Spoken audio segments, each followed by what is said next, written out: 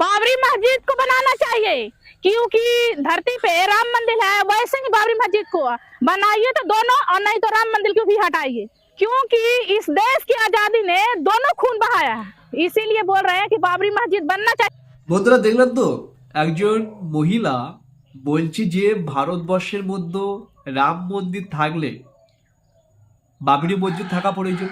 রাম মন্দির যেমন তৈরি করা হয়েছে, বাবরি মসজিদও তৈরি করতে হবে।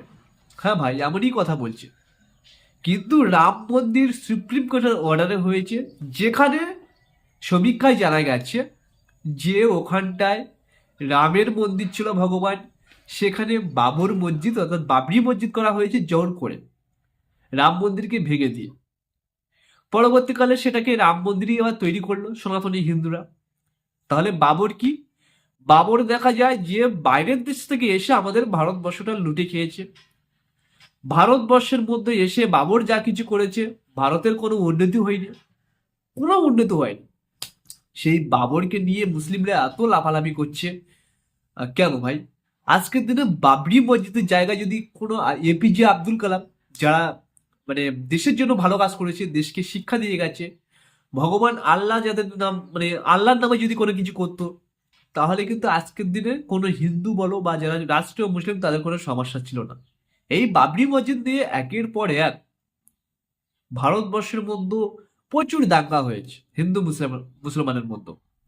সাধারণ মানুষই মরেছে বেশি, রাজনৈতিক নেতারা নয়। সো এত কিছু দেখার পরেও এই বাবরকে কি করে সাপোর্ট করে আমি বুঝতে পারি না। আমি জানি কিছু মুসলিমরা নাই ভুল করতে পারে, বাট কিছু হিন্দুরাও যে ভুল করছে, দুগলার দল, এটা কিন্তু আমার জানা ছিল না।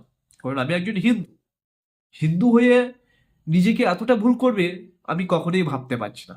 তো এই সমস্ত দুগলা হিন্দুদের বিষয়ে আমার আর কিছু বলার নেই।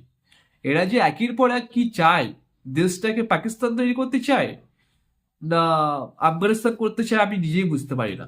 তো আফগানিস্তান পাকিস্তান যখনই হয়ে যাবে এই ভারতবর্ষ, সেদিন কিন্তু এই সমস্ত দোগলা হিন্দুদের কপালে দুর্গতি আছে ভাই। হ্যাঁ ভাই, এই সমস্ত দোগলা হিন্দুদের কপালে দুর্গতি আছে। যেমন মুর্শিদাবাদের হিন্দুরা বুঝতে পারবে কিছুদিন বাদে, মুর্শিদাবাদে যারা হিন্দু রয়েছে না, বুঝতে পারবে। তো যাই হোক, এটাই কিন্তু অবস্থা হয়, হিন্দুদের শেষ পরিণতি কিন্তু এটাই হয়। এই যে অতিরিক্ত মানে বুদ্ধিজীবী হলে কি হয়, তো এই সমস্ত মহিলাদের হয়েছে সেই যুদ্ধ। তো যাই হোক, আমি আর কিছু বলতে চাই না তো এই সমস্ত দোগলা হিন্দুদের বিষয়ে। তো আপনাদের যদি কোনো মত থাকে বলতে পারেন, কমেন্ট, ব্যক্তিগত মতামত শেয়ার করতে পারেন।